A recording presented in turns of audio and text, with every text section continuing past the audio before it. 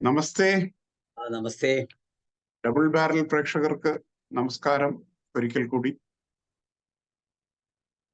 എല്ലായ്പ്പോഴും പ്രോഗ്രാം ആരംഭിക്കുമ്പോൾ പറയുന്ന ഞങ്ങളുടെ ചാനൽ നിങ്ങൾ സബ്സ്ക്രൈബ് ചെയ്യുക, ഞങ്ങളുടെ വീഡിയോസ് ലൈക്ക് ചെയ്യുക, ഷെയർ ചെയ്യുക. ഞാൻ സത്യനാരായണൻ, എൻ്റെ കോഹോസ്റ്റ് മധുസൂദനൻ TP. മധുസൂദനൻ, ഇന്ന് നമ്മൾ കോൺഗ്രസ് എന്നാണ് ഇന്നത്തെ വിഷയം. അപ്പോ അതിൻ്റെ ഒരു ഇൻട്രൊഡക്ഷൻ ഞാൻ തരാം. അത് ചിലപ്പോൾ ഒരു ഇത്തിരി സമയമെടുത്തേക്കും, പക്ഷെ എന്നാലും താങ്കളും പ്രേക്ഷകരും അത് ക്ഷമയോടെ കേൾക്കണം എന്നാണ് പറയാനുള്ളത്. അതായത് ഇന്ത്യൻ നാഷണൽ കോൺഗ്രസ് പോലത്തെ ഒരു മഹാപ്രസ്ഥാനം എനിക്ക് ഒരിക്കലും വലിയ താല്പര്യം ഉണ്ടായിട്ടില്ല എങ്കിലും ഞാൻ അതിൻ്റെ കോൺട്രിബ്യൂഷൻസിനെ എപ്പോഴും മാനിക്കാൻ റെഡി ആയിട്ടുള്ള ഒരു വ്യക്തിയാണ്. പക്ഷേ ഇപ്പൊ ഒരു ഇലക്ഷൻ നടക്കുന്ന ഒരു സാഹചര്യത്തിൽ കോൺഗ്രസും കോൺഗ്രസ്സുകാരും കാട്ടിക്കൂട്ടുന്ന ചില സംഗതികൾ കാണുമ്പോൾ ഈ പാർട്ടി ഇലക്ഷൻ ജയിക്കാൻ വേണ്ടിയിട്ടാണോ അതോ ഇലക്ഷൻ തോൽക്കാൻ വേണ്ടിയിട്ടാണോ തയ്യാറെടുക്കുന്നത് എന്നൊരു സംശയം വരികയാണ്. താങ്കൾക്ക് എന്ത് തോന്നുന്നു? ശരിയാണ്. പക്ഷെ ആ കോൺഗ്രസ് എന്ന് പറയുന്ന പ്രസ്ഥാനത്തിനെയോ അതിന്റെ ഒരാശയങ്ങളോടോ എനിക്ക് യാതൊരു താല്പര്യവുമില്ല. നിങ്ങൾ പറഞ്ഞ അതൊരു അവരെ കോൺട്രിബ്യൂഷൻസിനെ മാനിക്കുന്നത്. ഞാനൊരു കോൺട്രിബ്യൂഷൻസിനെ മാനിക്കൂല. 10-60 വർഷമായിട്ട് 60 വർഷത്തോളം നമ്മളെ നാടിനെ ഭരിച്ചിട്ട് നാടിനെ ഏകദേശം ഒരു വഴിക്കാക്കി തന്ന ആൾക്കാരാണല്ലോ. അപ്പൊ അതുകൊണ്ട് എനിക്ക് വലിയ താല്പര്യം ഇല്ലാത്തതാണ്. പിന്നെ ഞാൻ ആഗ്രഹിക്കുന്ന എന്റെ ഒരു ഇസത്തിനൊന്നും തീരെ യോജിക്കാത്ത ഒരു ആൾക്കാരാണ്. പക്ഷെ എങ്കിലും നാട്ടിനൊരു പ്രതിപക്ഷമൊക്കെ വേണമല്ലോ. ദേശത്തിനൊരു പ്രതിപക്ഷം വേണമല്ലോ. ആ പ്രതിപക്ഷം അബ്സല്യൂട്ട് സീറോ ആയി പോവുകയാണ്. അതെ, അത് ഇപ്പോഴത്തെ ഈ നേതൃത്വത്തിനെ കൊണ്ട് അങ്ങനെ ഒരു പ്രതിപക്ഷത്തെ ഉണ്ടാക്കിയെടുക്കാൻ പറ്റും തോന്നുന്നില്ല. ഇന്ത്യ അലയൻസ് ഒരു തികഞ്ഞ പരാജയമായിട്ട് മാറി. ഇതിന്റെ പ്രായമുള്ള കുറെ നേതാക്കന്മാരൊക്കെ ഉണ്ട്, ഇല്ല എന്ന് പറയുന്നില്ല. പക്ഷെ അവരൊക്കെ ഇന്ദിരാഗാന്ധി കാലഘട്ടം മുതൽ തന്നെ അവര് പറയുന്ന ആ ഒരു തരത്തിൽ ഇങ്ങനെ മുന്നോട്ട് പോയിട്ട് മൂലക്കായി പോയ ആൾക്കാരാണ്. അപ്പൊ അതുകൊണ്ട് എനിക്ക് തോന്നുന്നു ഈ ബുദ്ധിയൊക്കെ ഇങ്ങനെ ചെതൽ പിടിച്ചു പോയി തോന്നുന്നു. അതൊന്നും അങ്ങോട്ട് വർക്കായി കിട്ടുന്നില്ലാത്തൊരു തകരാറുണ്ടോ ഒരു സംശയം. കാരണം അല്ലാണ്ട് ഇന്ന് കാണുന്ന ഈ ഒരു സ്ഥിതിവിശേഷം ആ ഒരു പ്രസ്ഥാനത്തിന് ശരിക്കും പറഞ്ഞാൽ അവസാനത്തെ താഴിടുന്ന ഒരു ലെവലിലേക്കാണ് ഇവർ കൊണ്ടുപോകുന്നത്. അതെ, അങ്ങനെയാണ് എല്ലാവരും എന്താ പറയുക, ന്യൂട്രലായിട്ട് അസസ് ചെയ്താൽ പോലും നമുക്ക് ആ ഒരു കൺക്ലൂഷനിൽ എത്താൻ പറ്റുള്ളൂ. അതെ അതെ. പിന്നെ എനിക്ക് പറയാനുള്ളത് എന്താ വെച്ചാല്, ഈ ഒരു കഴിഞ്ഞ ഒരു 3-4 ദിവസത്തിനിടയ്ക്ക് സംഭവിച്ച ചില സംഗതികൾ. വിജയ് വാഡത്തിവാർ എന്ന് പറഞ്ഞൊരു വങ്കൻ മഹാരാഷ്ട്ര കോൺഗ്രസ് നേതാവ്, ഇദ്ദേഹം ഒരു പ്രസ്താവന ഇറക്കുന്നു. മഹാരാഷ്ട്രയില് ഇന്നും ഒരു ഫേസ് ഇലക്ഷൻ നടന്നു. അതിന് തൊട്ടു മുമ്പായിട്ട് ഇയാള് ഈ നമ്മുടെ 2008 ബോംബെയില് ടെറർ അറ്റാക്ക് ഉണ്ടായത്. അപ്പോ അന്ന് അതില് ജീവൻ ബലി കഴിച്ച ഹേമന്ത് കർക്കറെ എന്ന് പറഞ്ഞ ഒരു ഉജ്ജ്വല IPS ഓഫീസർ, അയാളുടെ മരണം ശരിക്കും പറയുകയാണെങ്കിൽ അയാൾ ആ ഓപ്പറേഷന് പോകുന്നതിന് മുമ്പ് ആ ബുള്ളറ്റ് പ്രൂഫ് വെസ്റ്റ് ഇടുന്നതും എല്ലാം ശരിക്കും ഡോക്യുമെന്റഡ് ആണ്. അതിൽ മറ്റേ അങ്ങേര് വീട്ടിൽ പോയ അങ്ങേരെ തിരിച്ചു വിളിച്ചിട്ടാണ് അങ്ങേര് ആ ഓപ്പറേഷൻ ലീഡ് ചെയ്യുന്നത്, ഏൽപ്പിക്കുന്നത്. അപ്പോ അത് കഴിഞ്ഞിട്ട് പിന്നെ അദ്ദേഹം അതിൽ മരിച്ചു. ആ കേസ് മുന്നോട്ട് പോയി. അജ്മൽ കസബ് എന്ന് പറഞ്ഞ പാക് ഭീകരനെ നമ്മളെ ഇന്ത്യൻ നിയമപ്രകാരം വിചാരണയൊക്കെ ചെയ്തിട്ട് അവസാനം 2012 തൂക്കിക്കൊന്നു. ഈ സംഭവമൊക്കെ നടക്കുമ്പോൾ ഇവിടെ ഒരു കോൺഗ്രസ് സർക്കാരാണ്. അന്നൊന്നും ഉന്നയിക്കാത്ത ഒരു സംശയം ഈ നേതാവ് ഇപ്പൊ ഉന്നയിച്ചിരിക്കുകയാണ്. ശരിയാണ്, കോൺഗ്രസ് നേതാക്കന്മാര് അങ്ങനെ അതിൽ ചിലരെങ്കിലും ഉത്തരവാദിത്വത്തോടു കൂടി പറയുന്ന കുറെ നേതാക്കന്മാരുണ്ടെങ്കിലും അങ്ങനെ അല്ലാത്തവരും ഉണ്ട്. ഇൻഫാക്ട് ഉത്തരവാദിത്വം ഉള്ള മറ്റേ മണിശങ്കർ അയ്യരെ പോലത്തെ ആൾക്കാരുടെ 1-2 പ്രസ്താവന കൊണ്ട് ഇലക്ഷൻ തോറ്റ ചരിത്രമുണ്ട്. 2014 19 സംഭവിച്ചിട്ടുള്ള സംഗതിയാണ്. പക്ഷെ ഇതൊക്കെ ആണെങ്കിലും അന്നൊന്നും പറയാത്തൊരു സംഗതി, അതായത് ഒരു ഭീകരരുടെ വെടിയേറ്റിട്ടല്ല ഹേമന്ത് കർക്കരെ മരിച്ചത് എന്ന് പറയാനുള്ള ഒരു ജാഗ്രത, അതെന്താ അതിന് കാരണം എന്ന് മനസ്സിലാവുന്നില്ല. കാരണം അത് ഒരു ലോജിക്കും അതിൽ വരാത്ത, ഒരു ലോജിക്കിനും യോജിക്കാത്ത ഒരു പ്രസ്താവന. ഹേമന്ത് കർക്കറയെ കൊന്നത് രാഷ്ട്രീയ സ്വയം സേവകനോട് ആഭിമുഖ്യമുള്ള ഒരു പോലീസ് ഓഫീസറാണെന്നാണ് പറയുന്നത്. അത് എന്തൊരു വിഡ്ഢിത്തരാണെന്ന് ആലോചിച്ച് നോക്കുക. അങ്ങനെ ഒരു പ്രസ്താവന, അങ്ങനെ എന്തെങ്കിലും ഒരു ചാൻസ്, അങ്ങനെ ഒരു സത്യം ഉണ്ടായിരുന്നെങ്കിൽ ഈ പറഞ്ഞ മറ്റേ കോൺഗ്രസ് ഭരണത്തിൽ നടന്ന ഇതിന്റെ ഇടയ്ക്കൊക്കെ വരുമായിരുന്നല്ലോ അത്. ഇതിപ്പോ പണ്ട് ദിഗ്വിജയ് സിംഗും പിന്നെ കുറച്ച് ചിദംബരത്തിന്റെ സഹായത്തോടു കൂടി സാഫ്രൻ ടെറർ എന്ന് പറഞ്ഞിട്ട് ഒരു ഹിന്ദു ഭീകരത, ഇല്ലാത്ത ഒരു ഹിന്ദു ഭീകരത ഉണ്ടാക്കി കൊണ്ടുവരാൻ ശ്രമിച്ചിരുന്നു. ഇതിപ്പോ അതേ ലൈനിലാണ് ഇത്. എന്നിട്ട് ഈ പ്രസ്ഥാനം, അപ്പൊ സാധാരണഗതിയിൽ ഇത് ഇലക്ഷന് തൊട്ട് മുമ്പ്, അതും മഹാരാഷ്ട്ര ശരിക്കും പറയുകയാണെങ്കിൽ ഒരു ക്ലോസ് ഇലക്ഷനാണ്, ആർക്ക് വേണമെങ്കിലും ഏത് വഴിക്കും പോവാന്നുള്ള മാരത്തെ ഒരു ഇതാണ്, ഒരു സിറ്റുവേഷനാണ്. അങ്ങനത്തെ ഒരു സമയത്താണ് ഇദ്ദേഹം അത് പറയുന്നത്. എനിക്ക് അതിലേറെ വിചിത്രമായി തോന്നിയത്, ഇപ്പൊ എനിക്ക് തോന്നുന്നത് നമ്മുടെ ശശി തരൂർ തിരുവനന്തപുരത്ത് നിന്ന് ജയിക്കുമോന്ന് വരെ എനിക്ക് സംശയം. കാരണം ശശി തരൂർ ഇതിനോട് ചേർന്നിട്ട് ഇതൊരു വലിയൊരു സീരിയസ് ആയിട്ടൊരു അലിഗേഷൻ ആണ് എന്ന് വരുന്ന തരത്തില് ഇതിന്റെ ചില ഫോറൻസിക് തെളിവ് ആലോചിച്ച് നോക്കൂ. ഇത് 2008 നടന്ന സംഭവത്തിന് 16 വർഷത്തിന് ശേഷം ശശി തരൂരിനെ പോലെയുള്ള ഒരു ആള് പറയുന്നത് ഫോറൻസിക് തെളിവുകളെ പറ്റി ചില സംശയങ്ങളുണ്ട്, അത് ഒരു എൻക്വയറി വേണം എന്നൊക്കെയാ പറയുന്നത്. എനിക്കിതെല്ലാം കൂടി കേട്ടപ്പോ എനിക്ക് ഇതൊരു ഭയങ്കര ഒരു അത്ഭുതമായിട്ടാണ് തോന്നുന്നത്. താങ്കൾക്ക് എന്ത് തോന്നുന്നു? ഈ ചന്ദനം ചാരിയ ചന്ദനം മണക്കും എന്നൊക്കെ പറഞ്ഞിട്ടില്ലേ, അതേമാതിരിയാണ് അയാളും ആ പ്രസ്ഥാനത്തിൽ കൂടിയിട്ട് അയാളെ ബുദ്ധി മരവിച്ചു പോയോന്നാണ് എനിക്ക് തോന്നുന്നത്. കാരണം അയാളെ മാതിരി കുറച്ചൊക്കെ ഒരു വിവരമില്ല ഒരാള്. ഇപ്പൊ പിന്നെ രാഹുൽ ഗാന്ധി പറയുന്ന വിഡിത്തങ്ങൾ പോട്ടെ, അത് അയാൾ അത്രത്തോളം ഒന്നും പിന്നെ രാഷ്ട്രീയക്കാരനൊന്നുമില്ല, രാഷ്ട്രീയ ബോധമൊന്നും ഇല്ലാത്ത. പക്ഷെ ഈ ശശി തരൂർ എന്നൊക്കെ പറഞ്ഞിട്ടുണ്ടെങ്കിൽ വലിയൊരു പൊസിഷനിൽ ഇരുന്നതും ഒരുപാട് വിവരവും ഒരുപാട് പുസ്തകങ്ങളൊക്കെ എഴുതിയിട്ട് നല്ലൊരു ഒരു കാലിബറിലൊരു മനുഷ്യനാണ് അയാൾ. അയാളാണ് ഇങ്ങനെ ഒരു സംഗതി പറയുന്നത്.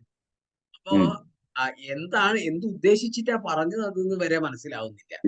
അങ്ങനെ ഈ ഒരു സമയത്ത് അവിടെ എന്തിനു വേണ്ടി അത് പറഞ്ഞു, അത് നമുക്ക് ആലോചിച്ചാൽ ഒരു എത്തും കിട്ടാത്തൊരു സംഗതിയാണ്. അങ്ങനെയാണ് കോൺഗ്രസിന്റെ ഒരുവിധം ഇന്നത്തെ കുറച്ച് കാലമായിട്ട് അവരെന്താ ചെയ്യുന്നത് അവർക്ക് തന്നെ അറിയില്ല. രാവിലെ എണീച്ച് പിന്നെ മാത്രല്ല വേറൊരു സംഗതി എന്ന് പറഞ്ഞാലേ, ഈ ശശി തരൂർ വേറൊരു കാര്യം കൂടി ഒപ്പിച്ചു അതിന്റെ ഇടയിൽ. ഒരു ബംഗ്ലാദേശി പത്രത്തിന് അങ്ങേരെ ഒരു എഡിറ്റ് പേജ് ആർട്ടിക്കിൾ ആണെന്ന് ഞാൻ മനസ്സിലാക്കുന്നത് എഴുതിയിട്ടുണ്ട്. അതിൽ അദ്ദേഹം കയറിയിട്ട് ഇന്ത്യൻ അഡ്മിനിസ്ട്രേർഡ് കശ്മീർ എന്നുള്ളൊരു പ്രയോഗം അച്ചടിച്ചു വന്നിട്ടുണ്ട്. ശശി തരൂർ പറയുന്നത് ഇത് ഞാൻ എഴുതിയ ഇതല്ല, ഇതൊരു എഡിറ്റോറിയൽ ഇന്റർപൊളേഷൻ ആണെന്നാണ്. അതായത് ഇത് എഡിറ്റ് ചെയ്യുമ്പോൾ അവിടെ എഡിറ്റോറിയൽ ഡെസ്കിൽ ആരോ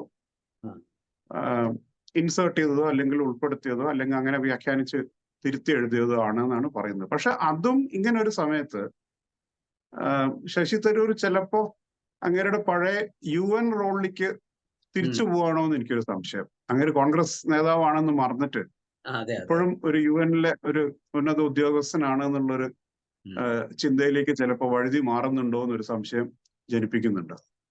അയാളും കൂടി ഇനിയിപ്പോ ഇവിടുന്ന് വിട്ടു പോകുന്നതിന്റെ ഇടയിൽ കോൺഗ്രസിനൊന്നും നശിപ്പിക്കാന്നില്ല ഉദ്ദേശം കൂടി ഉണ്ടോന്നില്ല പറയാൻ പറ്റില്ല. കാരണം പ്രസിഡന്റ് സ്ഥാനം ഒന്നും കിട്ടാണ്ടൊക്കെ മൂലക്കായി പോയതാണല്ലോ. പോകുന്ന പോക്കിലേക്ക് അടിച്ചിട്ട് അങ്ങോട്ട് പോകാന്നില്ല ചിന്താഗതി ഇല്ലാന്ന് പറയാൻ പറ്റില്ല. അല്ലാണ്ട് അയാൾ ഇങ്ങനെയൊക്കെ ചില പ്രസ്താവനകൾ പറയേണ്ട യാതൊരു ആവശ്യമില്ല. അയാളൊക്കെ ഒരു സ്റ്റാൻഡേർഡിന്റെ ഒരാളായിരുന്നു. നമ്മളയാളെ അവരെ ലൈനിൽ വിശ്വസിക്കാത്ത ഒരാളാണെങ്കിലും അതിനൊക്കെ അയാളൊക്കെ കാണുമ്പോ ഒരു നമ്മളൊരു ബഹുമാനിക്കുന്ന ടൈപ്പ് ഓഫ് ആളായിരുന്നു. പക്ഷെ അയാൾ പോകുന്നുണ്ടോ എന്ന് എനിക്കും തോന്നാതില്ല.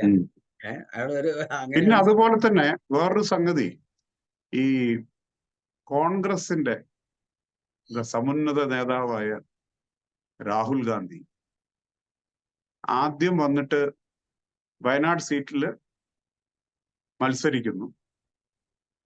അത് ഏകദേശം ഇലക്ഷന് തൊട്ടു മുമ്പായിട്ട് തന്നെ എല്ലാവർക്കും, എനിക്ക് തോന്നുന്നു പ്രധാനമന്ത്രി തന്നെയാണ് ഏകദേശം അതിന്റെ ഒരു സൂചന നൽകിയത്. അതായത് രാഹുൽ ഗാന്ധി വയനാട്ടിൽ മത്സരിക്കുന്നുണ്ട്, പക്ഷെ ഇയാള് അമേഠിയിലേക്ക് തിരിച്ചു പോകാനുള്ള തയ്യാറെടുപ്പ് നടത്തിക്കൊണ്ടിരിക്കുകയാണ് എന്നൊരു ഇലക്ഷൻ റാലിയിൽ വെച്ചിട്ട് പറയുകയുണ്ടായി.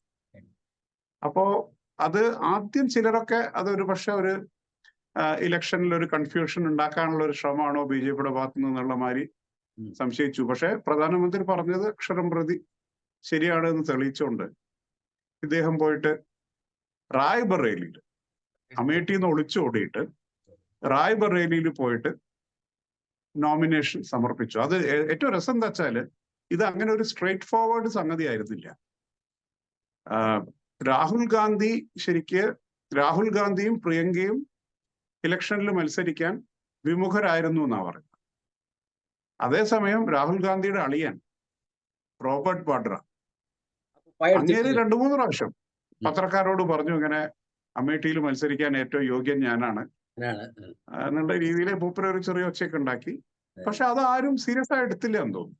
അതിനെപ്പറ്റി ഒരു സംസാരവും ഒന്നും കോൺഗ്രസിന്റെ ഭാഗത്തുനിന്ന് ഒരു റിയാക്ഷനും ഒന്നും ഉണ്ടായില്ല.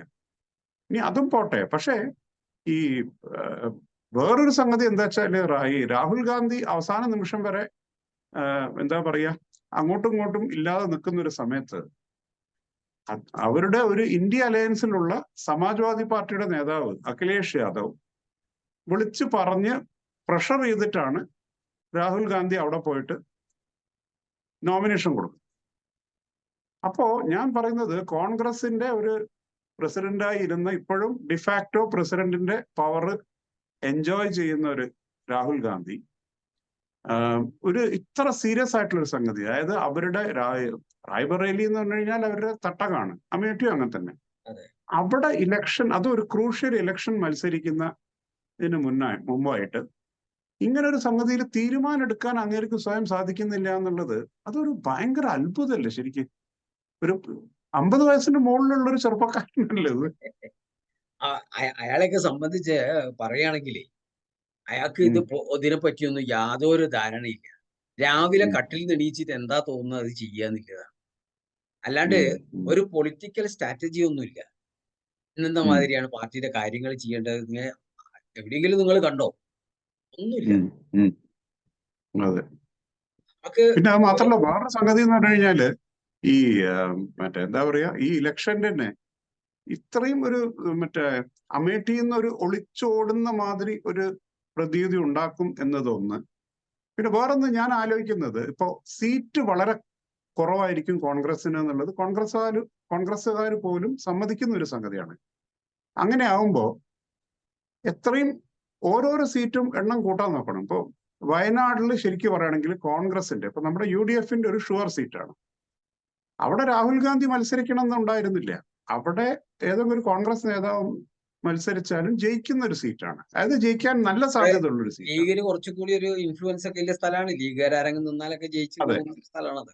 അപ്പൊ അങ്ങനെയാണെങ്കിൽ ഇല്ല, ഇപ്രാവശ്യം ഞാൻ അവിടുന്ന് മത്സരിക്കുന്നില്ല, ഇനിയിപ്പോ ഇങ്ങനെ റായ്ബറേലിക്ക് മാറുകയാണെന്നുള്ളത് ഒരു സീക്രട്ട് ആക്കി വെക്കുകയാണെങ്കിൽ ആയിക്കോട്ടെ, അത് ഈ ഇലക്ഷൻ കഴിയുന്നവരെ മിണ്ടാണ്ടിരിക്കുന്നതിനൊന്നും കുഴപ്പമൊന്നും ഉണ്ടായിരുന്നില്ല. പിന്നെ മാത്രമല്ല അങ്ങനെയാണെങ്കിൽ ഈ എന്താ പറയാ അമേഠിയിൽ ഇപ്പൊ അവസാനം വന്നിട്ടുള്ളത് ഇവര് പറയുന്നത് അവിടുത്തെ ആ കോൺസ്റ്റിറ്റ്യുവൻസിയുടെ എല്ലാ കാര്യങ്ങളും നോക്കിക്കൊണ്ടിരുന്ന, കഴിഞ്ഞ എത്രയോ വർഷങ്ങളായിട്ട് നോക്കിക്കൊണ്ടിരുന്ന ഒരു KL ശർമാജിയാണ് ഇപ്പൊ അവിടെ കോൺഗ്രസിന്റെ കാൻഡിഡേറ്റ്. അമേഠിക്കാര് പറയുന്നത് KL ശർമാജി ഒരു കെയർടേക്കർ ജോലി ചെയ്യുന്ന ഒരാളാണ്. അദ്ദേഹത്തിന് വലിയ കാര്യം ശരിക്കും ആരോ പറയുന്നത് കേട്ടു, പഞ്ചാബില് ഒരു സ്വീറ്റ് ഷോപ്പ് നടത്തിയിരുന്ന ആളാണ്. രാജീവ് ഗാന്ധി എന്തോ ഇയാളോടൊരു താല്പര്യം തോന്നിയിട്ട് ഇത് അങ്ങോട്ട് വാന്നിട്ട് അമേഠിയിലേക്ക് കൊണ്ടുപോയി. അങ്ങനെയാണ് അങ്ങേരെ ബാക്ക്ഗ്രൗണ്ട്. അപ്പൊ ഞാൻ ചോദിക്കുന്ന, ഈ സ്മൃതി ഇറാനിയെ പോലത്തെ ഇത്രയും പ്രഗത്ഭയായ ഒരു BJP നേതാവിനോട് ഏറ്റുമുട്ടാൻ ഇതിലും നല്ലൊരു കാൻഡിഡേറ്റിന് കോൺഗ്രസിൽ കിട്ടിയില്ലേ? ജയിക്കോ തോൽക്കോ എന്നുള്ളതല്ല, ഒരു നല്ലൊരു നേതാവിനെ വെച്ച് ഫൈറ്റ് കൊടുക്കാനല്ലേ തയ്യാറെങ്കിലും വേണ്ടേ? അതുപോലും സംഭവിച്ചില്ല ആൾക്കാരല്ലേ. അല്ല ഞാൻ പറയുന്നത് അതല്ല. ഇപ്പൊ ഇനിയിപ്പോ അഥവാ ഇനി അങ്ങനെയാണെങ്കിൽ വയനാട്ടിലൊരു സീറ്റും ഇനിയിപ്പോ രാഹുൽ ഗാന്ധി റായ്ബറേലിയിലേക്ക് അവിടെ മത്സരിക്കുകയാണെങ്കിൽ അവിടെ ആ സീറ്റ് സപ്പോസ് ജയിക്കുകയാണെങ്കിൽ ഒരു സീറ്റ് കൂടി ആയില്ലേ? അമേഠിയിൽ അതുപോലെ ഒരു നല്ല കാൻഡിഡേറ്റിനെ വെച്ചുകൊണ്ട് ഒരു ഇത് കൊടുത്തിരുന്നെങ്കിൽ വേറൊരു സീറ്റിലും കൂടി ഒരു ടഫ് ഫൈറ്റ് കൊടുത്തു എന്നുള്ളൊരു സാറ്റിസ്ഫാക്ഷൻ. പിന്നെ ഈ അളിയൻ ശരിക്കും യു പിക്കാരൻ തന്നെയാണ്. മൊറാദാബാദ് എന്ന് പറഞ്ഞ സ്ഥലത്തു നിന്നാണ് ഈ റോബർട്ട് വാഡ്ര. അപ്പോ അയാൾക്ക് അങ്ങനെ മറ്റേ മത്സരിച്ചേ പറ്റൂ എന്നുണ്ടെങ്കിൽ പറയണം, അങ്ങനെയാണെങ്കിൽ നീ പോയിട്ട് ഈ സീറ്റ് വേണ്ട, ഇത് ഞങ്ങളുടെ തട്ടകാണ്, വേറെ ഏതെങ്കിലും ഒരു സീറ്റിൽ പോയി മത്സരിച്ചിട്ട് ജയിച്ചു വരൂ എന്ന് പറഞ്ഞിട്ട് അനുഗ്രഹിച്ച് വിട്ടാൽ മതിയായിരുന്നു. അഥവാ ജയിക്കുകയാണെങ്കിൽ ഒരു സീറ്റ് കൂടി ആയില്ലേ.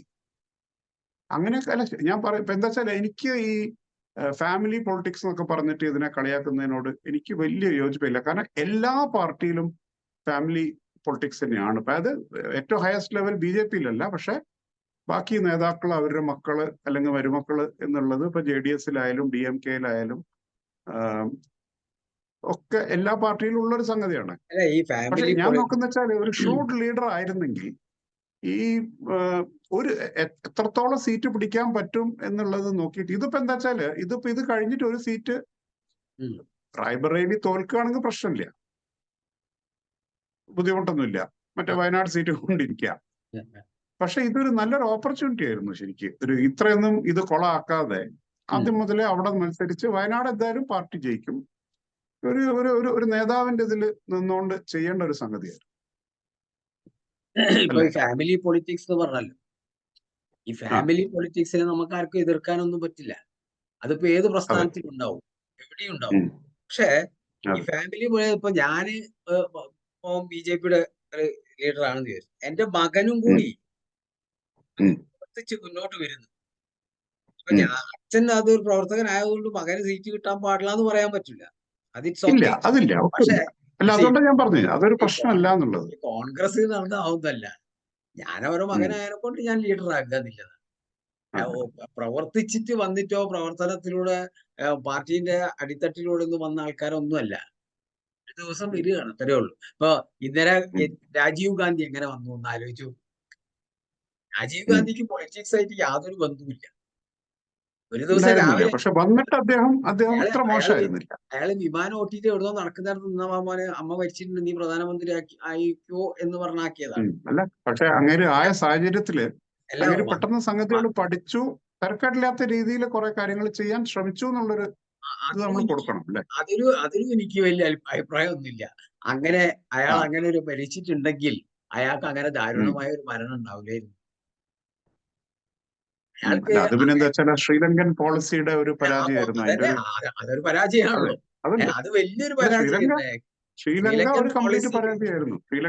പോളിസിയിൽ എടുക്കാൻ പാടാത്ത ഒരു തീരുമാനം അയാൾ അന്ന് എടുത്തത് കൊണ്ടാണ് അയാൾക്ക് അത് ജയവർദ്ധനെ കളിപ്പിച്ച കളിയിൽ കുടുങ്ങിപ്പോയി. അത് ഈ പറഞ്ഞ മാതിരി രാഷ്ട്രീയത്തിലെ പരിചയക്കുറവാണ് പ്രശ്നമായി അവിടെ.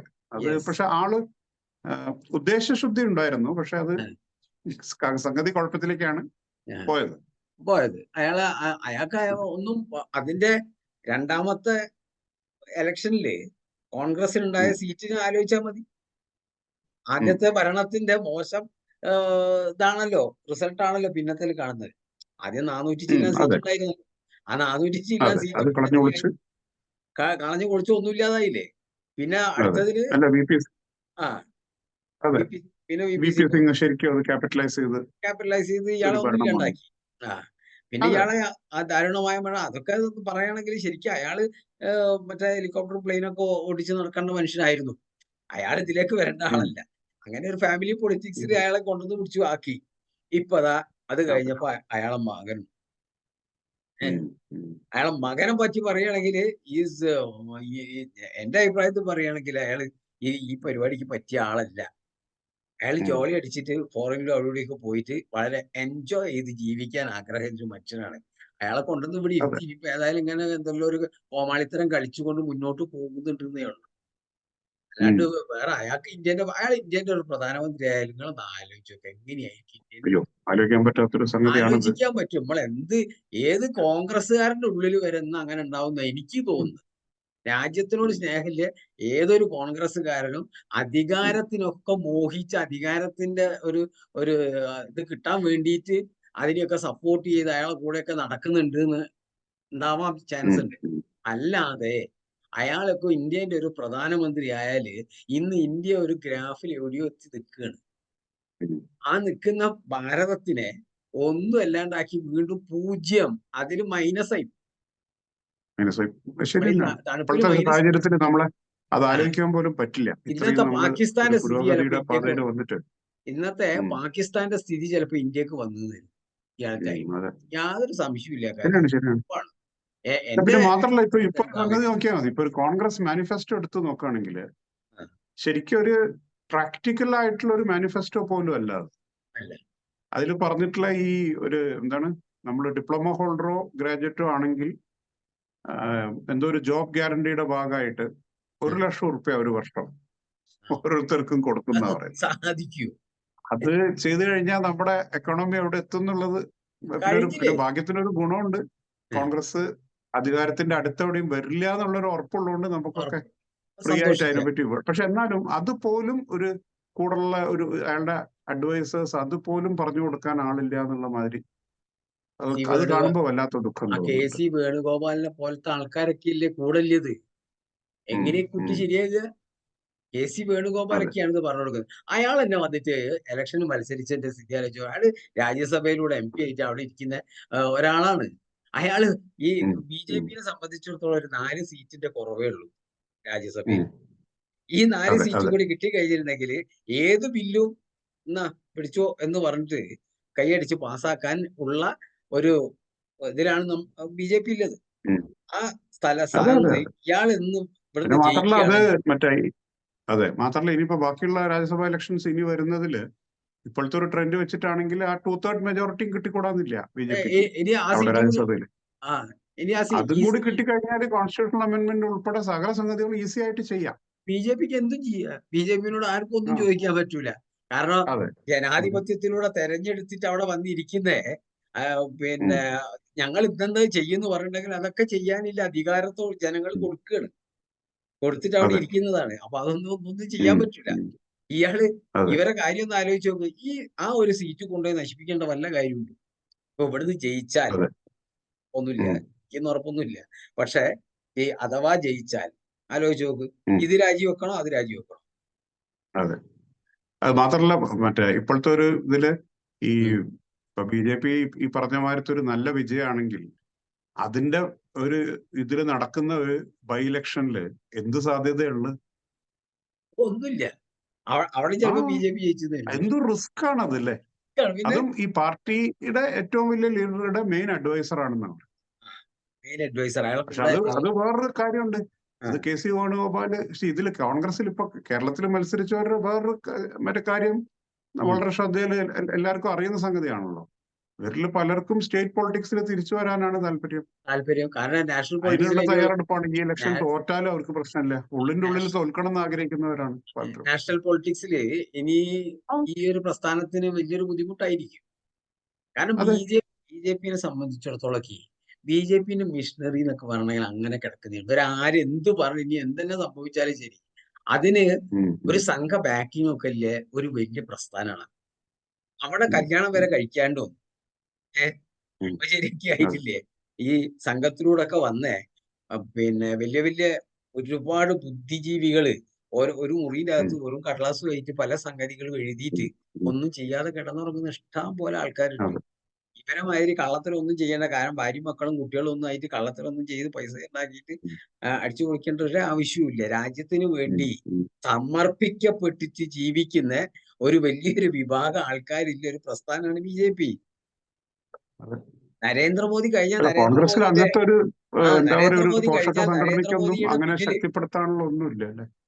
നരേന്ദ്രമോദിയുടെ പിന്നില് നരേന്ദ്രമോദിക്ക് ശേഷമോ ഇനിയിപ്പോ പറയുകയാണെങ്കിൽ ഇതേമാതിരത്തെ ഒരുപാട് ആൾക്കാരെ ലൈനാക്കി നിർത്താൻ സാധിക്കുന്ന ഒരു പ്രസ്ഥാനമാണെന്ന് BJP. BJPയിൽ അപ്പുറമാണ് സംഘം RSS. അത് തീരെ ഇപ്പുറത്തും അവർ അങ്ങനെ ഒരു സംഗതി മനസ്സിലാക്കുന്നില്ല എന്നുള്ളതാണ്. ആരോടാണ് ഈ പോരാടുന്നത് എന്നുള്ളത്.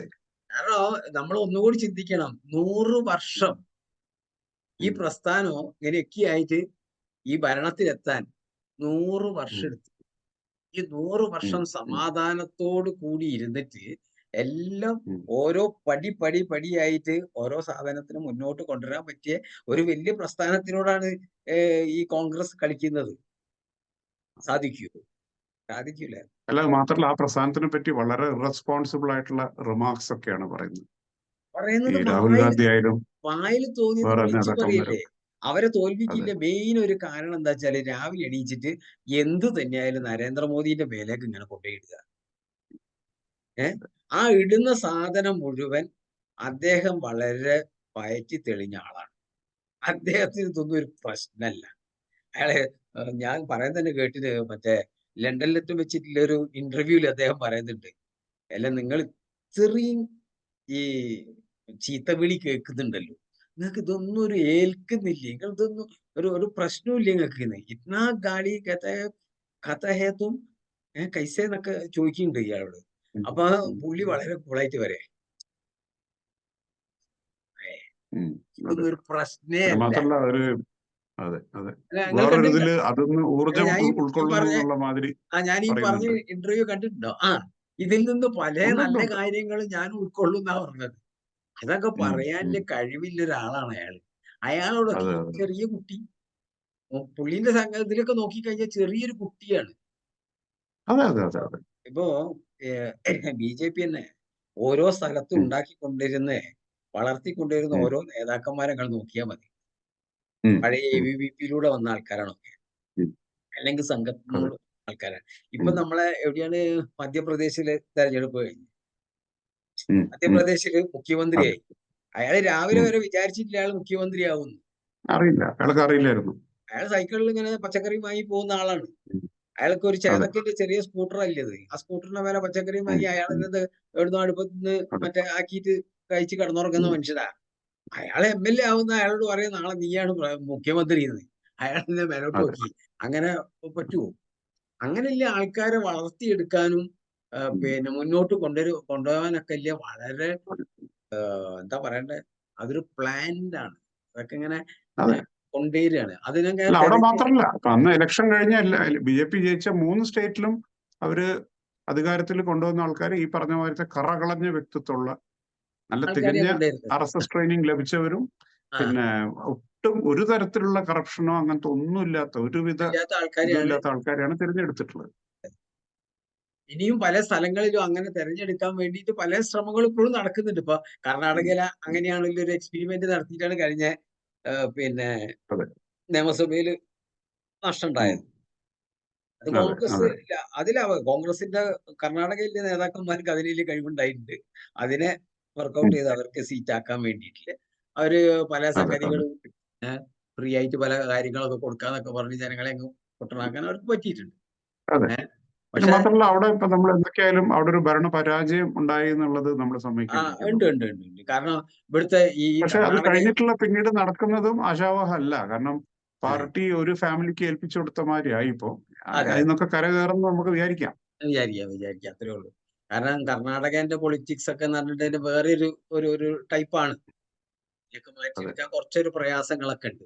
കാരണം ഇവിടെ ജാതി, മതം, പിന്നെ പലതും ഉണ്ട്. ആശ്രമങ്ങളും സ്വാമിമാരും ഒക്കെ ഇങ്ങനെ ഇടപെടുന്ന ഒരു വല്ലാത്തൊരു പൊളിറ്റിക്സ് ആണ്. ഏത് പ്രസ്ഥാനത്തിനായാലും, ഈ 3 പ്രസ്ഥാനത്തിനായാലും അതിനൊക്കെ അങ്ങനെയുണ്ട്. And money politics also. അങ്ങനെയൊക്കെയാണ്. പക്ഷെ ഇതെന്താ സങ്കടം വെച്ചാല്, ഇത് ഇപ്പൊ ഹൈദരാബാദിൽ ഇപ്പൊ ഒരു തർക്കമില്ലാത്ത ഒരു രാഷ്ട്രീയം അറിയുന്ന ഒരു നേതാവാണ് ഇപ്പൊ അവിടെ മുഖ്യമന്ത്രി ആയിട്ടുള്ളത്. പക്ഷെ അങ്ങനെയുള്ള ഒരു സ്ഥലത്ത് പോലും ഒരു ക്രൂഷ്യൽ ഘട്ടത്തില് ഈ ഫൈനൽ ഡിസിഷൻ എടുക്കുന്ന രാഹുൽ ഗാന്ധിയോ അല്ലെങ്കിൽ ഈ പറഞ്ഞ KC വേണുഗോപാലിന്റെ അഡ്വൈസിൽ എടുക്കുന്ന ഡിസിഷൻ ആണെങ്കിൽ യാതൊരു ഇതുമില്ല. ഈ മറ്റേ പഞ്ചാബ് കൊണ്ടുപോയി കളഞ്ഞതല്ലേ ശരിക്കും. പഞ്ചാബില് അമരീന്ദർ സിംഗ് തിരിച്ചു വരുന്നുള്ള കാര്യത്തിൽ ഒരു കുട്ടിക്കും സംശയമില്ലായിരുന്നു. അത് കൊണ്ടുപോയിട്ട് ആദ്യം മറ്റേ സിദ്ധു പറഞ്ഞത് കേട്ടിട്ട് ചാടി, പിന്നെ അവസാനം സിദ്ധുവിനെ ആക്കാൻ പറ്റാത്തൊരവസ്ഥയില് ഈ മറ്റേ ചന്നി എന്നൊക്കെ പറഞ്ഞൊരു കക്ഷിയാക്കി. അയാള് ഇലക്ഷൻ കംപ്ലീറ്റ് തോറ്റിട്ട് മൂപ്പര് 6 മാസം ഇവിടെ ഉണ്ടായിരുന്നില്ല, നാട് വിട്ടു. ഇപ്പൊ തിരിച്ചു വന്നിട്ട് അയാളൊരു പ്രസ്താവന അടിച്ചിരിക്കുകയാണ്. ഈ നമ്മുടെ ഇവിടെ കശ്മീരിൽ ഒരു ഇത് നടക്കുന്നുണ്ടായിരുന്നു. ഇന്നിപ്പോ ആ 3 തീവ്രവാദികളെയും വെടിവെച്ച് കൊന്നു. അത് ശരിക്കുള്ള എൻകൗണ്ടർ അല്ല, അതൊരു ഫേക്ക് എൻകൗണ്ടർ ഇലക്ഷൻ പ്രമാണിച്ചിട്ട് ഗവൺമെന്റ് ഉണ്ടാക്കിയതെന്ന് പറയാനുള്ള ആ ഒരു വെഡിത്തം അയാൾ എഴുന്നള്ളിച്ചു.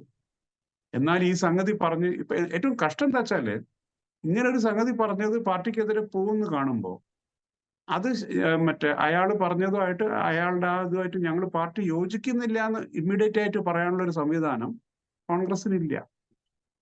കാരണം ആർക്ക് എന്ത് തോന്നുന്നു അത് പറയാന്നില്ലതാ. പത്രസമ്മേളനം വിളിക്കുക, ആർക്ക് എന്ത് തോന്നുന്നു അത് പറയുക.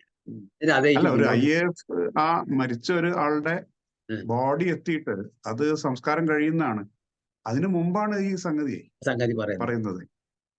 പിന്നെ ഫുള്ളായിട്ട് ഈ മുസ്ലിം പീഡനം ചെയ്തു നടത്തിക്കൊണ്ട് അവർക്ക് വേണ്ടിയിട്ട് മാത്രം സംസാരിക്കുന്ന, അവരെ വോട്ട് മതി ഈ രാജ്യത്ത് ഞങ്ങൾക്ക് ജയിക്കാൻ, വേറെ ഒരാൾക്കാരും വേണ്ട എന്നുള്ള തരത്തിലാണ് ഇവരെല്ലാവർക്കും. അല്ല, പക്ഷെ അതുപോലും കിട്ടുന്നില്ലല്ലോ. കിട്ടുന്നില്ല. അവർക്കും ബുദ്ധി വെച്ചു. അവര് മുസ്ലിംസും ഭാരതീയ വിചാരധാരയിലേക്ക് ഇറങ്ങി വന്നുകൊണ്ടിരിക്കുകയാണ് അവർക്ക് വിവരമില്ല ആൾക്കാരൊന്നും ഈ ഇവരുടെ കൂട്ടത്തിൽ നിന്നും കൂടെ വിവരമില്ലാത്ത കുറച്ച് ആൾക്കാരുണ്ടാവും. വെറും എന്താ നടക്കുന്ന അവരെ മനസ്സിലാക്കാനും അനലൈസ് ചെയ്യാനും കഴിവുള്ളവരുണ്ട്. അവരെ മതപഠനം മാത്രം കിട്ടിയിട്ട് അങ്ങനെ ഇരിക്കുന്ന ചില ആൾക്കാരുണ്ട്.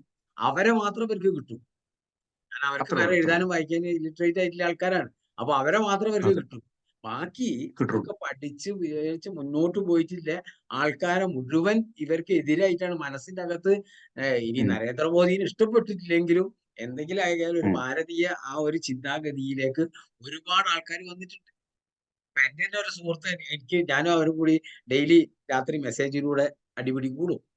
ഈ കൂടുന്ന ടൈമില് ഇതിന്റെയൊക്കെ ആ ഒരു സംസാര രീതിയൊക്കെ ഉണ്ടല്ലോ വളരെ മാറിയിട്ടുണ്ട്. അതിനൊക്കെ പല അംഗീകാരം. പക്ഷെ ഒരു ഭയമുണ്ട് സംസാരത്തില്, ഒരു ഭയമുണ്ട്. അതൊരു പറയുന്നുണ്ട്. അപ്പൊ നമ്മള് പറഞ്ഞു കൊടുക്കുക, നമ്മളാണ് അത് പറഞ്ഞു കൊടുക്കേണ്ടത്. അങ്ങനെ ഒരു ഭയപ്പെടേണ്ട ഒരു സംഗതി അല്ലത്. നമ്മള് ഒന്നും ഉണ്ടായിട്ടില്ലല്ലോ. 10 കൊല്ലായില്ലേ ഇപ്പോ. 10 കൊല്ലായില്ലേ. 10 കൊല്ലത്തിനിടയ്ക്ക് ഒരു റയറ്റ് പോലും ഉണ്ടായിട്ടില്ലല്ലോ. BJP എന്ന് പറഞ്ഞാൽ സത്യസന്ധമായിട്ട് എന്ത് പറയുന്നു ആ പറയുന്നത് ചെയ്യുന്നുണ്ടെന്നില്ല ആൾക്കാരാണെന്ന് മാത്രമേ ഉള്ളൂ. അല്ലാണ്ട് വേറെ ഒരു മതസ്ഥർക്ക് എതിരായിക്കൊണ്ട് യാതൊരു തരത്തിലും ഒന്നും ചെയ്യാത്ത ഒരു പ്രസ്ഥാനമാണ് എന്നുള്ളത് ഒരു സത്യം തന്നെയാണ്. ആ സത്യത്തിന് അംഗീകരിക്കാൻ അവരും കൂടി ഒന്ന് സമയമെടുക്കും. പെട്ടെന്നൊരു ദിവസം മാത്രമല്ല, ഇപ്പൊ ഗവൺമെന്റ് ബെനിഫിറ്റ്സ് ഇപ്പൊ എവിടെയോ ഞാൻ വായിച്ചു, ഏറ്റവും ജാസ്തി മറ്റേ മുദ്ര ലോണൊക്കെ ഏറ്റവും കൂടുതൽ കിട്ടിയിട്ടുള്ളത് മലപ്പുറം ജില്ലയിലാന്ന് കാണും. അപ്പൊ ഈ ഗവൺമെന്റ് സ്കീംസിലൊന്നും ഡിഫറൻസിയേഷൻ പോസിബിൾ അല്ല. കാരണം അങ്ങനെയാണ് അതിന്റെ സെറ്റപ്പ്. അപേക്ഷിച്ച് യോഗ്യരാണെങ്കിൽ നിങ്ങൾക്ക് കിട്ടിയിരിക്കും. മുമ്പത്തെ പോലെ പോയിട്ട് അതിന്റെ പിന്നാലെ പോകേണ്ട ആവശ്യമില്ല. അവരെ തെറ്റിദ്ധരിപ്പിച്ച് അവരെ ശരിക്കും കോൺഗ്രസ് എന്താ ചെയ്തെന്ന് വെച്ചാൽ 24 മണിക്കൂറും ഈ BJPനെ ഒരു ഫാസിസ്റ്റ് അങ്ങനെ ഇങ്ങനെ വിളിച്ചു പറഞ്ഞുകൊണ്ട് ഒരു വൃത്തികെട്ട ഒരു പ്രൊപ്പഗാൻഡ ചെയ്തു. ആ ഒരു ചെയ്ത പ്രൊപ്പഗാൻഡയോട് കൂടിയിട്ട് അവർക്ക് ഉണ്ടായത് എന്താ വെച്ചാൽ അവര് ഗ്രാഫ് താഴോട്ട് ഓരോ ദിവസം താഴോട്ട് പോവുകയാണ്. മുകളിലേക്ക് ഒരു ഇഞ്ച് മുകളിലേക്ക് പോകാനില്ല ഒരു ഇതും വരുന്നില്ല. അങ്ങനെയാണ് ഉണ്ടാവുന്നത്. ഇവര് ജയിച്ചിട്ട് വേറൊരു സംഗതി നോക്കിയോ, കോൺഗ്രസിന്റെ ഈ മറ്റേ അത് പറയാതിരിക്കാൻ പറ്റില്ല. ഡൽഹിയിലാണ് നടക്കുന്നത്. ഡൽഹിയിലെ കോൺഗ്രസ് യൂണിറ്റിന് ആപ്പുമായിട്ടുള്ള അലയൻസിനോട് യാതൊരു താല്പര്യമില്ല. അവര് പറയുന്നത് നമ്മൾ ജയിക്കില്ലായിരിക്കും, പക്ഷെ നമ്മൾ ഒരു നല്ലൊരു ഫൈറ്റ് കൊടുത്ത് നല്ല കാൻഡിഡേറ്റ്സിനെ വെച്ച് നമുക്ക് എത്ര സ്ട്രെങ്ത് ഉണ്ട് എന്നുള്ളത് അസസ് ചെയ്യാൻ പറ്റിയൊരു ഇലക്ഷനാണിത്. അതിനു പകരം നമ്മൾ പോയിട്ട് ഇന്നലെ വരെ നമ്മളെ എല്ലാ നേതാക്കന്മാരെയും ടോപ്പ് ടു ബോട്ടം കുറ്റം പറഞ്ഞ കേജ്രിവാളിന്റെ അവിടെ പോയി കൈ കൊടുത്തിട്ട് രണ്ടുപേരും കൂടി ഇലക്ഷൻ ഇതാക്കി കഴിഞ്ഞാൽ BJPക്ക് ഒന്നുകൂടി എളുപ്പമാവുകയുള്ളൂ. കാരണം BJPക്ക് ഓൾറെഡി ലോക്സഭാ ഇലക്ഷനിൽ 50% കൂടുതൽ വോട്ട് കിട്ടുന്ന ഒരു സ്ഥലമാണ്. ഇവരിപ്പോ രണ്ടു കൂട്ടരും കൈ ഓർത്തോണ്ട് അതിനെ വലിയ കാര്യമായിട്ട് ബാധിക്കാനൊന്നും പോകുന്നില്ല. അതെ. അല്ല, രാജി വെച്ചിട്ട് പുറത്തേക്ക് വരികയാണ് ആൾക്കാരെ അവിടുന്ന് നേതാക്കന്മാര്. ഇപ്പൊ ഇന്നലെ ഒരു സ്പോക്സ്മാൻ ഒരു വുമൺ കണ്ടില്ലേ, അയോധ്യ പോയതിന് ആ സ്ത്രീനെ ദേഹോപദ്രവം വരെ ചെയ്തതാണ്. അല്ല, റൂമിൽ പൂട്ടിട്ടു എന്നാ പറയുന്നത്. പൂട്ടിട്ടു എന്നാ പറയുന്നത്.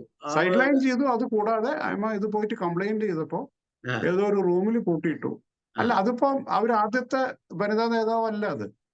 ഈ കോൺഗ്രസിൽ നിന്ന് പുറത്തേക്ക് പോയ ഒരു പ്രിയങ്ക ചതുർവേദി, അവര് കോൺഗ്രസ് വിടാൻ കാരണം ശരിക്കും ഇതുപോലെ UP എന്തോ ഒരു ഇതിന് പോയപ്പോ അവിടെ വെച്ചിട്ട് അവരോട് വളരെ തരംതാണ തരത്തിൽ കോൺഗ്രസ് നേതാക്കള് അവര് പെരുമാറി. തിരിച്ചു വന്നിട്ട് ഇവിടെ ശരിക്കും രാഹുൽ ഗാന്ധിയും സോണിയാഗാന്ധിയും ഒക്കെ ആയിട്ട് നേരിട്ട് കണക്ഷനുള്ള ഒരു വ്യക്തിയാണ്. അവരത് വന്നിട്ട് അതിന്റെ എല്ലാ ഗൗരവത്തോടു കൂടി അവർ ഒരു റിട്ടേൺ കംപ്ലൈന്റ് കൊടുത്തു. അതിന്റെ മുകളിൽ ഒരു ആക്ഷനും എടുത്തില്ല. എന്നിട്ട് മടുത്തിട്ടാണ് അവര് അത് വിട്ടിട്ട് ശിവസേനയിലേക്ക് പോയതെന്ന്. ഇപ്പൊ ശിവസേനയുടെ സ്പോക്സ് പേഴ്സൺ ആണ്. അതാണ് ഈ പാർട്ടിയുടെ ഒരു ജീർണത അതൊക്കെയാണ് കാണിക്കുന്നത്. നേതാവില്ല പിന്നെ എന്ത് ചെയ്യുന്നു? അതെ, സമയങ്ങളിൽ അതാണ് അതിന്റെ അടുത്തുകൊണ്ടിരിക്കാൻ തോന്നും. അതെ, നമ്മുടെ സമയം ഇവിടെ കഴിയാണ്. അപ്പൊ നമുക്ക് വീണ്ടും തുടരാം. ഇതൊരു നല്ലൊരു ഇൻട്രസ്റ്റിംഗ് ആയിട്ടുള്ള ഒരു സബ്ജക്റ്റ് ആണ്. അതെ, ഒരു പക്ഷേ ഇലക്ഷൻ കഴിഞ്ഞിട്ട് ഇലക്ഷൻ റിസൾട്ട്സ് വെച്ചുകൊണ്ട് നമുക്ക് വീണ്ടും ഒരു വർഷം കോൺഗ്രസിന്റെ ഒരു മാസത്തേക്ക് മുന്നോട്ട് പോകേണ്ട ആവശ്യമൊന്നുമില്ല. അതിനു മുന്നേ തന്നെ നമുക്ക് പല കാര്യങ്ങളും ഇങ്ങനെ ഡിസ്കസ് ചെയ്തുകൊണ്ടിരിക്കാനുണ്ടാവും. ഡെയിലി നമ്മൾ വീഡിയോ പറഞ്ഞത് പലതും ഇപ്പൊ നമ്മൾ പറഞ്ഞത് പലതും ആൻസറുകൾ റിസൾട്ട്സിന്റെ ഇത് വെച്ചിട്ട് ഒന്ന് വിലയിരുത്തിയിട്ട് നോക്കുമ്പോ ഒരു ഭയങ്കര രസം ഉണ്ടാവും. അത് സംഗതി ഇപ്പൊ നമ്മള് ശരിയായിരിക്കാം, നമ്മൾ ചിലപ്പോൾ കംപ്ലീറ്റ് തെറ്റിപ്പോയിരിക്കാം. പക്ഷെ എന്തായാലും അത് കഴിഞ്ഞിട്ട് ഉള്ള ഒരു അനാലിസിസിന് ഒരു സ്കോപ്പ് ഉണ്ട്. അപ്പൊ എന്തായാലും പ്രേക്ഷകരോട് പറയാനുള്ളത് നിങ്ങൾ ഞങ്ങളുടെ വീഡിയോ ലൈക്ക് ചെയ്യുക, ഷെയർ ചെയ്യുക, ഞങ്ങളുടെ ചാനൽ സബ്സ്ക്രൈബ് ചെയ്യുക, ഞങ്ങളെ പ്രോത്സാഹിപ്പിക്കുക. നന്ദി, നമസ്കാരം. തൽക്കാലത്തേക്ക് ഇന്ന് വിട വാങ്ങുന്നു. നാളെ വീണ്ടും കാണാം.